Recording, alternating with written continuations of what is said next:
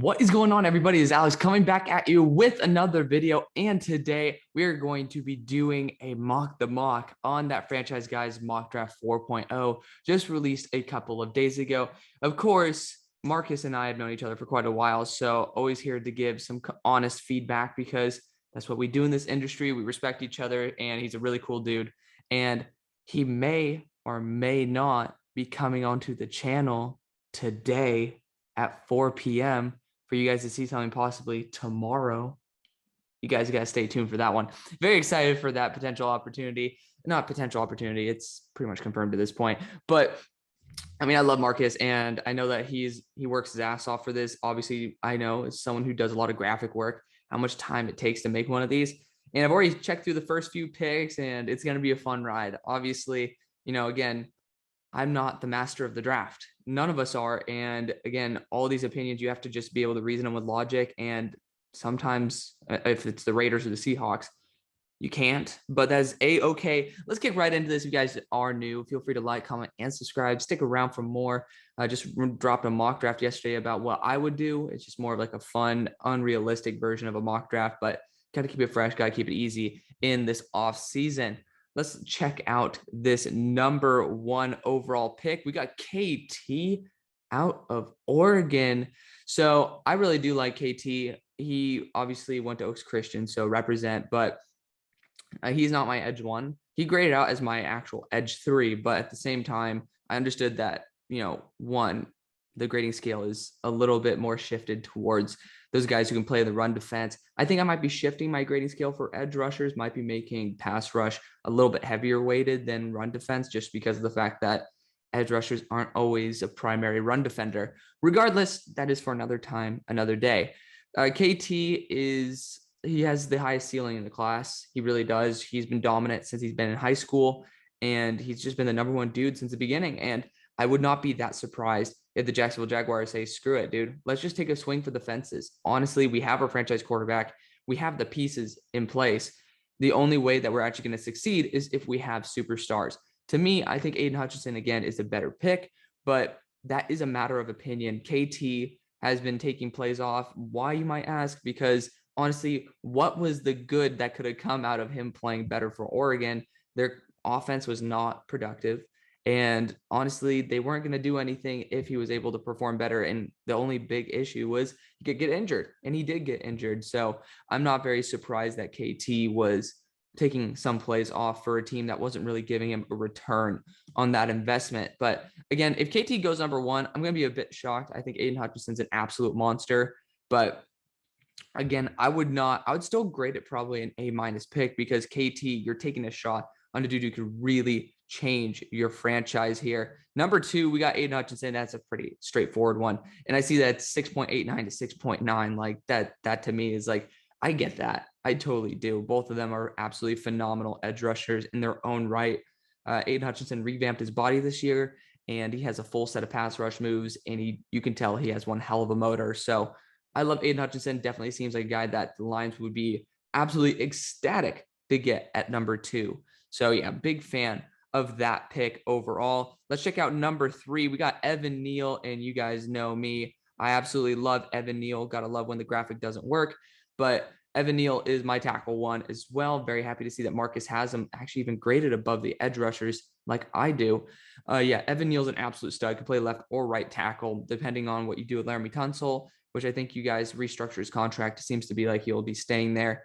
I think that he can be a big time contributor. And again, you're building the foundation for a Super Bowl roster. You don't have to win now. You need to just get the pieces to win in the future. Evan Neal is a perfect guy to be building that foundation for you. Jets getting Garrett Wilson. Ooh, at number 4. So, okay, first off, disclaimer, I love Garrett Wilson. Do I think he's worth the number 4 pick? No, but I understand if Marcus is using the logic here that he's not going to be there at 10. So if you want your true wide receiver 1, you might have to get him here at 4. That's the logic I use for drafting Sauce Gardner, who I think is my number 1 player in the class, who I think is an absolute beast. Garrett Wilson's amazing. He's my number 1 wide receiver by at least like a half to a full point margin. Not on the same grading scale, because that'd be a ridiculous margin. But I love Garrett Wilson. I think that he can fit in the slot or on the boundary. He's played very at elite levels at both positions. And I really do think that he'd be a great addition into this Jets offense. Like if they do draft him at 4, I fully understand it. I fully support it. I know Jets fans have been wanting to get an edge rusher, and I know Marcus actually is going to be coming out with a round 2 today or tomorrow, but there's more than one round, guys. Just remember that. And this is the deepest edge rushing class we've had in a long, long time. In my memory, it's easily the best. And it's okay to take a 3rd round edge rusher that should be like an early second in most drafts. That's just me, though. That's where I'm at. Ike Ekwonu is number 5. Again, I'm doing a live react to this. I only knew the first 3 picks. I love Ike Ekwonu to this team. Again, he can move into guard. Apparently, I think Feliciano was brought to potentially play center as well. If he ends up not working out, that's perfect for me. Ikem is pretty much there, tied to pretty much tackle 2 with Charles Cross, just because I think that they're different styles. And I think Ekem's run blocking is a bit overrated with how he has poor man tracking downfield. But at the same time, he's an absolute monster, right? He graded a 10 out of 10, which is impossible on my scale. To be able to get a 10 is just ridiculous on the power. So he and I think even Tevin Jenkins scored like a 9.75. I've never seen someone who could just flip somebody like Ikem Ekwonu, power in the legs, power in the upper body. Big fan of him in the Big Apple. Yeah, I love Ekem to the squad. I think that is hands down the best move you can do. Ooh, we got Charles Cross here. So that's a 6.88 grade. I just wanted to quickly check 6.95. The gap, again, super small here. I love Charles Cross to the Panthers. Again, you're building the foundation for a future. I don't think this is the pick when all is said and done, because Marcus and I don't have our jobs on the line and we don't need to produce instant results. I pray to God they go out and either I pray Sam Darnold goes against what I would want and actually succeeds. I've been a Sam Darnold hater since the beginning. But honestly, for their job's sakes and for this pick's sake, I hope they do go out and either get a good quarterback or else Sam Darnold succeeds, because you need to build that foundation. I'm not a fan of Brady Christensen. Had a 5th round grade on him last year, and that was one of the few people who did. He's okay. Maybe he should have had a 3rd round grade where they drafted him, but I think Charles Cross would be such a huge upgrade. I really do. And the guard spots are pretty vacant as well. So Brady Christensen could play there as well. So big fan of what Charles Cross could bring to the table. Ooh, we got Zion Johnson here at number 7. I don't have Zion Johnson as my interior offensive line 1. I think he might be my interior offensive line 4. Again, the gap is not that large. Tyler Smith's the only actual 1st round fully graded interior offensive lineman. But again, Zion Johnson has proven himself to be a day 1 impact starter. I assume this is more of like a what I would do mock draft and less of like the realism, because I don't think the Giants go 2 offensive linemen. But I still think that would be a phenomenal option. Zion Johnson might need a little bit more time to develop as a center/guard prospect. He played most of his career as a tackle, if I'm not mistaken. And this team, again, could use offensive line help. I do think Kenyon Green might be there at the end of the 1st, which I think maybe a trade up would be a little bit more of a good value than Zion Johnson. But I do understand, you look at the 7.0 grade. That's a very, very high, very respectable grade on Zion Johnson. So personally, I'm not that high on Zion, but I do think that his value here, if you do believe in him that much, is solid. I just don't think it's very realistic. And that is a-okay, because again, nothing is realistic until the pick actually comes in. Ooh, we got a trade up here. Eagles moving up for Derek Stingley. So they're offering a 1st round, their 15th overall, their 2nd round. I've actually thought about making this very trade right here. I would not go Derek Stingley. I know that he's cornerback 1 for Marcus. For me, it's Sauce Gardner by a mile, but Derek Stingley is still graded out as a mid to high 1st round pick. And I don't think I'm going to sub this with my cornerback 1, because we're just going to go that route. I think that if Sauce Gardner's on the table, which he is, the Eagles trading up here and selecting him would be an A+ move. I would love it to death. Again, Derek Stingley in Marcus's eyes is probably the way that I view Sauce Gardner. And with that, I'm going to take a new lens at this. I think Sauce Gardner's a lot better personally. Sauce Gardner would be amazing on this squad. Same thing with Derek Stingley. I would not trade those picks to move up to get Derek Stingley. I also think the Liz Frank entry is going to scare the shit out of the NFL. Number 9, Richard Sherman, 2.0, or maybe like 2.1, because he's even better, goes right here to the Seahawks. I love it. 6.88 versus, we'll check this right here, 6.9. Again, they're neck and neck for Marcus. I have a much bigger discrepancy between the two, but I love it to death. I really do. Sauce Gardner on the squad would be absolutely phenomenal. You're building the pieces again. You didn't actually lose anything but a quarterback, and you gained a ton of draft capital. Like, this roster could retool very quickly. Granted, I think that you do kind of need to have the most important position to be able to retool properly, but at the same time, you're rebuilding a roster that was just not good enough. And Sauce Gardner is an amazing piece to add into this.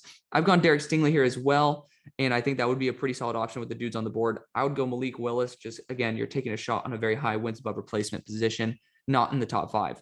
Now we got Kyle Hamilton out of Notre Dame at 10. Marcus just said this. Safety 1 is Dax Hill to him. I mean, 6.88 is a really damn good grade. I did not fall in love with Kyle Hamilton the way that a lot of people did. I tried to force myself into it. I originally gave him a grade, which was still graded out as like the 3rd highest guy in the draft, but I pitied him up to generational talent. And then I realized that my concerns were true. He lines up really far behind the line of scrimmage, and he definitely shows he has 4.59 tape. And I don't think people are talking about that enough. He has the mentality and he has the IQ, and it's ridiculous. That's why he's able to make the plays that he does. He has some very good range, but you guys forget 4.59 is not that slow. It's that slow in the modern NFL. And, I don't think Kyle Hamilton's a surefire thing. I honestly don't anymore, but he's an absolute baller. I'll tell you that. And if he actually pans out, he's going to be one of the best safeties in the NFL year 1. Like, I can definitely see maybe like a Marcus Williams type ascension from him. I'd be a big fan of Kyle Hamilton here on the Jets. Safety is still a position of need, and you are getting a high positional value player. Again, you do still have guys like Travon Walker, who Robert Saleh has been able to develop raw talents. That could be a really good option, but again, you're kind of nitpicking at that point. Pick 11, you got Trent McDuffie. So again, I don't have Trent McDuffie that high. I'm one of the few in the industry that doesn't. I'm going to be doing my 3rd reevaluation on him in a little bit because, again, I re-evaluated him and actually dropped him a little bit. I'm just not a fan of Trent, man. And I am Washington Corner's biggest fans. You guys can check the tape. You can check, actually, I did the articles on it a while ago for Primetime Sports Talk for Keith Taylor as well as Elijah Molden. I gave Elijah Molden the 1st round grade, and I gave Keith Taylor a late 2nd. Like, I fell in love with those players. So it's not me being against Washington Corners. I love them. I am actually a big fan of them. But Trent McDuffie and Kyler Gordon, to me, are significantly worse than both of them. But again, Trent McDuffie, I do understand the love for him. I would not take a corner 3 at this high. If I'm Washington, I'm going to take a chance on the boomer bust Drake London, because I did see Marcus post a video for that. But, I've taken a corner for Washington in one of my recent mocks. It's fine. Number 12. We got the Vikings going Kenyon Green. Interesting. So interior offensive line 3, guard 2. I do like Kenyon Green a lot. I think he's a tackle if he gets his ass in shape. I don't like him at right guard. That's the biggest thing. I hate him at right guard with a passion, and he grades out that way. The guy just definitely looks lost. I just think that he's a lot better when he only needs to focus on what he needs to process on one side of him. I don't know. I'm not that big of a fan of Kenyon Green. I don't think this is exactly the best pick in my mind. When you do have guys on the board like Jordan Davis, who could be a real difference maker. I don't know what Marcus has Jordan Davis graded as. I originally had him as like a late 2nd. And then obviously he reshaped his ass and just was able to be extremely athletic, showing that it wasn't his mentality that kept him out of shape. It probably was just a college diet / what the role that Georgia wanted him in. But yeah, I mean, I love Kenyon Green. I'll never go against drafting an offensive lineman. But, at this point, I haven't had much to complain about in the draft. So that's a pretty good sign. So we got to trade up here. So we got to trade up. The Packers trade up in giving pick 22 in their 2nd round pick to the Texans to get Treylon Burks out of Arkansas. I think that Treylon Burks might fall farther than this, but I do understand that the Eagles might be very intrigued in him. So if you need to go and snag a wide receiver 1, this is what you do. I love Treylon Burks to death. He is my wide receiver 4, but not by a very large margin. He's very close to wide receiver 3. So I love Treylon Burks. He was my wide receiver 2 for a bit. But honestly, I can't blame the Packers giving up a second round pick when you have that many. Not a bad option at all. So let's go number 14. You got David Ojabo here. Even after the Achilles tear, I think this is really high. I definitely did not have him that high. He's graded out as like my edge 11, but I do understand his ceiling. David Ojabo is a phenomenal talent. He's a perfect scheme fit, Michigan DC. David Ojabo also played with Odafe Owe. So I think it's a perfect fit. If I'm the Ravens, I want to take David Ojabo. I'm going to be trading back, though. I think that there are some guys on the board that might be able to garner some extra attention. David Ojabo could definitely still be there in the later parts, and I do think it's an amazing fit. Number 15, Jamo. There we go. I actually tested out this idea earlier, and I put this to the Falcons. Jameson Williams, actually my wide receiver 8. But again, I think this would be a really good spot. You're building the pieces for a franchise roster. And I know a lot of people don't think the same way about Jameson Williams as I do. So it's cool. Now you got Dax Hill here out of Michigan to the Eagles. Very intriguing because I have not done my full eval on Dax Hill yet. And I think that this is a little bit rich for Dax Hill. At the same time, I do understand that if Marcus thinks that highly of him and thinks he's that good of a prospect, a free safety is a position of need for this team. I still think that with some edge rushers on the board like Travon Walker, as well as Jermaine Johnson, you can pretty much give the middle finger to Derek Barnett. I mean, really, screw Derek Barnett, right? But I'm trying to advocate here because I just don't believe in the pick. Dax Hill, I'm just gonna skip it. I'm gonna skip it. I'll let you, the Eagles fans, be the true judges down in the comment section below. Here we go. This is gonna piss off my resident Chargers fan here. Trevor Penning going to the Chargers. I don't have him as tackle 4. I think I have him as like tackle 5 or 6. He has insane power, but he is so raw and he's honestly not good. I would just say I'd rather have Nicholas Petit-Frere, and that's a pretty ballsy take by me. I know a lot of people have Bernard Ryman and Trevor Penning above him, but I don't. And I think that Nicholas Petit-Frere could be a lot better in the second round, especially. So I don't know. I do understand this is a very realistic pick, though, and especially if you have him at tackle 4, the right tackle spot is very vacant and the ceiling is sky high. This pick, we got Chris Olave. I love it. I do. Amazing number 2 wide receiver who could definitely ball out and produce like a wide receiver 1. Big fan of that pick right there. Eagles getting Drake London, so that's wide receiver 5 for Marcus. Another reason, if I'm Washington, I might have traded down or something. Yeah, I think this is great. I do. I love Drake London in the squad. Actually, when they had pick 24 at the start of the year, that's why I first sent Drake London to the Eagles. So get the thumbs up from me. I do like that. They do need a big bodied wide receiver. Now we got Malik Willis to the Pittsburgh Steelers. I love it. He's QB number 4 for Marcus. He's QB 2 for me. I just don't really believe in this quarterback class that much. And actually, Malik is my QB 1 because I do believe in his ceiling. Didn't grade out that way, but I do believe that Malik Willis, if given the right surroundings, could actually be, he's an amazing leader as it is, but can become an amazing talent in the NFL. Now, let's take a quick look at pick 21.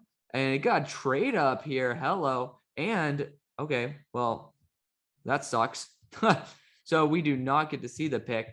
There we go. Jordan Davis. We got it out of Georgia. Yeah, I think that'd be a phenomenal move. I don't think he doesn't fall this far. I think he goes a lot higher. But hey, if this happens, A+ move. If I'm honestly the freaking Patriots, I would so go Jordan Davis. I would be like, dude, screw it. We're gonna have Christian Barmore and Jordan Davis. Maybe 2 low wins above replacement positions, but damn, they're gonna be damn good. So that's just me though. I love Jordan Davis. I think this is a phenomenal move up, especially if you're doing a moving up pretty much a full round or just moving back around. If I'm the Cardinals, I think that is an A+ move. 23. Okay, we got to go 22 first because we got to eval. We got Leo Chanel at 23, by the way. George Karlaftis here out of Purdue at 22. I love George Karlaftis. I know that my resident fan, Sarah's not, because she likes JJ a little bit better. I have edge 3 as well in George Karlaftis. So Marcus and I are in the same realm right there. I love George Karlaftis. He graded out actually with my edge 2, but huge fan of what he could be. Obviously, we just talked about this. We have Leo Chanel as the next pick, and hopefully it clicks to something with him, with the graphic with him on it. Leo Chanel is an absolute baller. I love him to death. If he goes as number 1, I think that his name's spelled with only one N, but I fuck up way more than that. So cheers to Marcus for working his ass off and putting all these graphics together. Leo Chanel is an absolute beast. I love him to death. And from my boy Caesar Williams, I know that he's one hell of a great locker room presence as well. Would not be surprised to see him go in the top 16 of the draft. Just got to put that out there. Yeah, he's 252 pounds, guys. And I mean, honestly, we're just going to click with the seconds here. Devontae Wyatt's next, but you know, he ran 4.53 at 6'2", 252. Like, the guy's legit, and he's extremely strong, and he's one hell of a charismatic dude. So big plus. Gonna be trying to get him on the channel. Gonna try to force Caesar to bring him on here, but we'll see what happens there. Devontae Wyatt out of Georgia is the next pick. I can make that pick myself. I just do think it's best player available, and he is one of the best players available. With Travon Walker on the board, with Jermaine Johnson on the board, I think that would be the more likely and better route because, again, Randy Gregory is gone. I do like using Micah Parsons as a rotational edge rusher and linebacker rather than a full-time. Linebackers as well are on the board, but I do know Marcus is, I believe, a third-round grade on Nakobe Dean, which, again, I vehemently disagree with, but that is A-okay. We got Andrew Booth next, cornerback 4 for him, and I think he might be cornerback 4 for me as well. I have a second-round grade on Booth. I still think that would be a phenomenal fit. So gets the thumbs up from me. I do think a cornerback 2 is probably the biggest position in terms of priority for this team. So definitely like that one. Matt Corral goes as QB2 to the Titans. I do love Matt Corral. Again, represent Oaks Christian. If you guys follow me on Twitter, I decided to flash my little fame card right there. Yeah, Matt was my quarterback. I love him to death. Great dude, honestly. He's a great locker room presence for sure. And he's one hell of a competitor.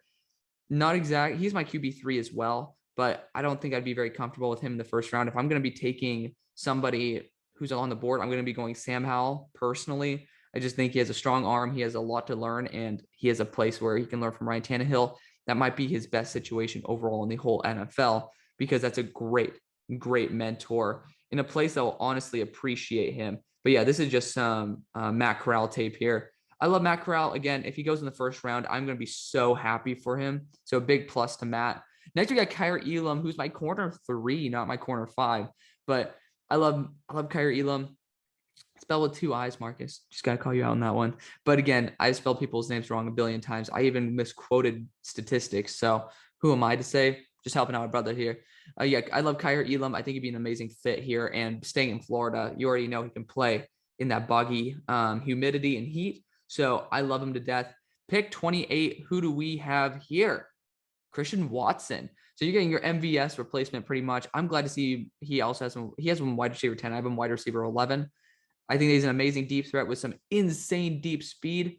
You know, you have Treylon Burks here, who's a large, bigger body receiver. Christian Watson, you're building a really strong receiving roster. So again, I would not complain about that if it happened. Again, you're getting your new MVS. So I like it. Pick 29, we got Travon Walker. Hello. Edge number 6 for him. He's, I believe, edge number 4 or edge number 5 for me. Again, I have David Ojabo lower. So we're pretty much in that same realm right there. You know, super raw, super moldable prospect. He's getting hyped to be the number 2 overall pick as a favorite. Kind of insane, but I think that Travon going by like pick 16 is a little bit more realistic to me. Again, I can see that this is more of a what I would do mock draft. And if you're a little bit lower on Travon Walker, it makes sense. Kansas City doesn't really have a very high floor, and they kind of need to take a swing on someone who can have a very high ceiling. Travon Walker is an absolute beast. Let's go to pick number 31. Did I see? Am I seeing Florida State tape here? Did I skip number 29? My bad. Wait, no. Oh, what the? Okay, so is it just me or was it 29? It was Travon Walker, and then it was 30 and Travon Walker. I'm bugging, am I? I'm bugging. So, okay, rip to Kansas City. Oh, okay, so they went 2 edge rushers. Whoa. Okay, there's a surprise. So I know that this is definitely what I would do mock draft, not a realistic one. Jermaine Johnson as well. I mean, you're getting an instant impact guy and a super high ceiling. I would not mind it. I do think that maybe getting after somebody like Jahan Dotson or Sky Moore would be a better choice. But I mean, I love Jermaine. I love Travon Walker. They're both extremely good values here. So, okay, cool. I dig it. Because I saw the Florida State tape. I was like, hold up a second. Like, where's Jermaine Johnson in this? Number 31, you got Tyler Linderbaum. you guys really want, like, even Marcus wants me to go out and blow 160 or $200 on freaking Dom Perignon. If you guys don't know about this, I said that if Tyler Linderbaum goes to the Bengals, I will buy a bottle of Dom Perignon and drink it live on his live stream. So you guys really want my liver to just peace out, don't you? I swear to God, that would make me cry because I'm a Steelers fan, but it's a great pick. It's a phenomenal pick. I love it to death. Yeah, he's my interior offensive line one, but I'm glad to see that Marcus still has him rated very highly. Last but not least, you got Devin Lloyd here. I think that would be an amazing fit for a roster that is in desperate need of a linebacker. So that's going to be the video, guys. Thank you guys so much for watching. Hope you guys are excited to see me and Marcus go head to head in a 2-round mock draft. Thank you guys so much for watching. See you guys on the far side. Peace.